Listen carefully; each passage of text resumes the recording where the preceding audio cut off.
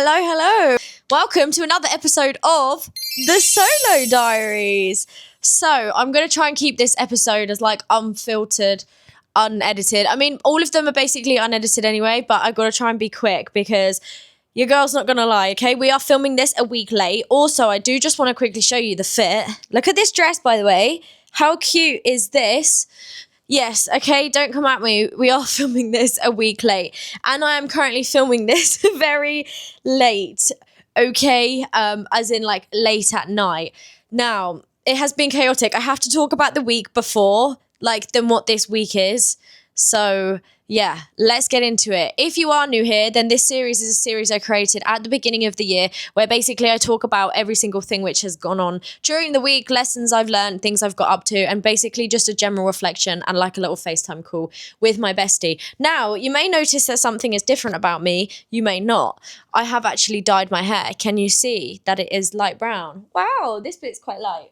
Oh my gosh, what journey it's been. Right, so I'm actually going to show you pictures on my phone because I'm not going to edit it in the way of like putting things on the screen. So because apparently my camera, both of my SD cards have no storage because I still have footage from the meditation retreat, which I went to about a month ago. I need to edit, and footage from Bali, which was, when was that? Also a month ago. Maybe the meditation retreat was 2 months ago.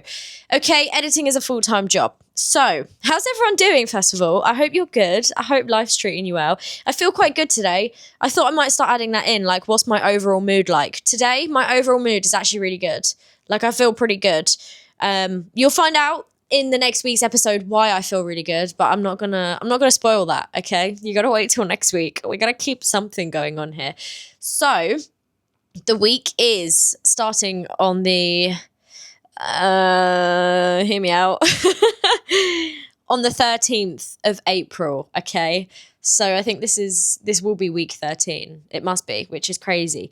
So yes, in the last episode, I spoke about the time it was Songkran in Thailand, Thailand's New Year, massive water fight, huge water festival over the course of a few days.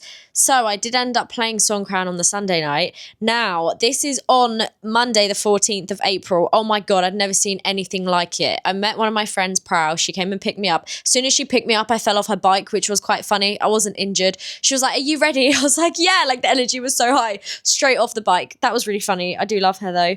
So yeah, and anyway, like you just drive down the whole streets. We were like gridlocked, stuck in traffic for probably like 2-3 hours. The journey which would have taken 15 minutes because obviously all the cars are piled up. Everybody's throwing water over each other. People are throwing buckets over, like, of water over you. Oh my God, it was just the best time ever. I want to see if I have a video of it so I can show you because it was just honestly the most fun. I think I wrote down in my journal, like, that was probably the best day of my life. And they also have like, concerts and stuff. I'm gonna show you here. I'm so excited to talk about this. Yeah, okay, ignore my screaming. Like, look how crazy that is. For free as well, like, and you would just show up. It was so much fun. Okay, so there was that, first of all, and we spent like the whole day out on the streets, water, just the best time ever. And then I'm just going to show you the little Songkran fit. This was the little fit. I thought I should just do this more. Like, you're my friend, you know, and I'm showing you like, oh, look, pictures from my holiday. You know, I've got to that age now. So yeah, so that was really good fun.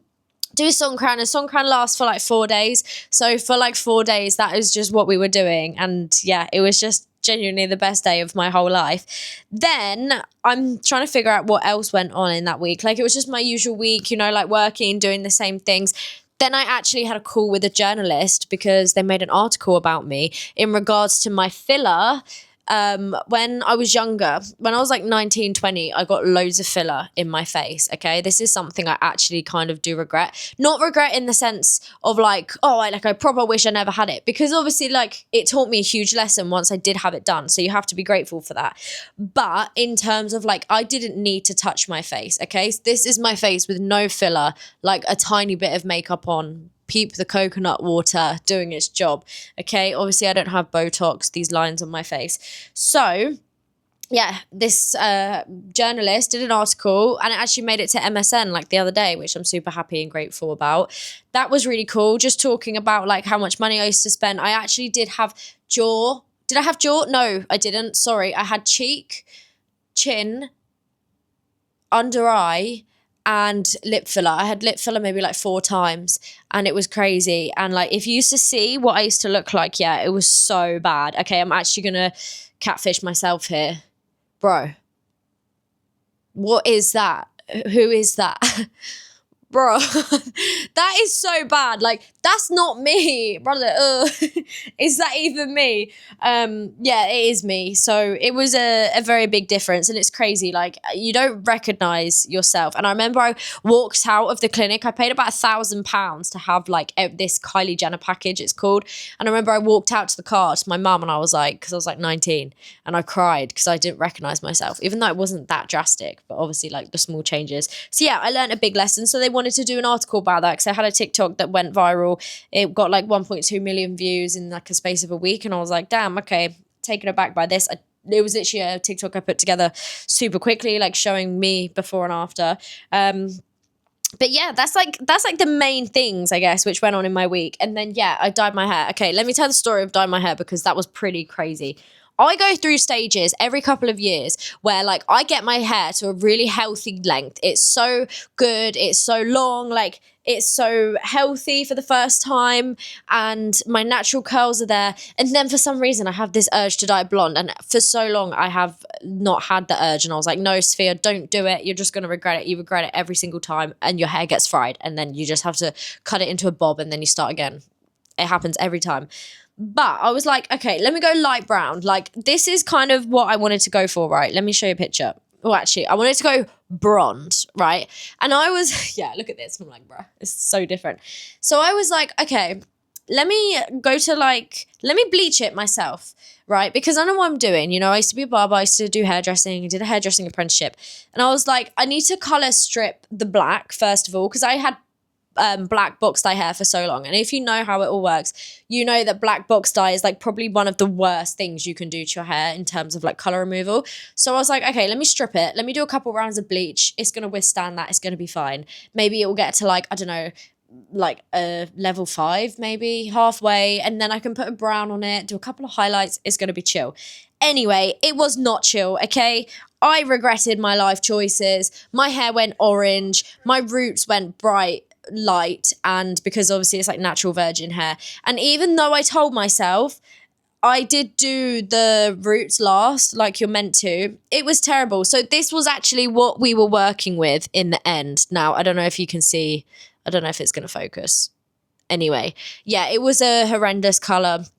It just was really patchy and uneven. Oh my gosh, what time was this? So I started it at 10 p.m. apparently. And then at 1:42 p.m. a.m., this is what it looked like. It was a nice coppery color, but I was like, okay, it's okay. But then I want to go for this color. I want to go like brown. I want to go a lot lighter, okay? And then I went to a hairdresser because I think I dyed it one more time. And I found a hairdresser online who, like, that is what we were working with eventually. And I was like, okay, she'd done colour removal before. She can just do it a light brown for me. I went to see her. Maybe I paid like around £50, so it wasn't too bad. And like, bless her, I know she tried her best. But as I say, like, this colour, it was hot. Like, it was a reddish colour. It was nice. I really liked it. Went to the hairdresser. She did a great job. She changed the colour. Let me see, because I want you to see this colour.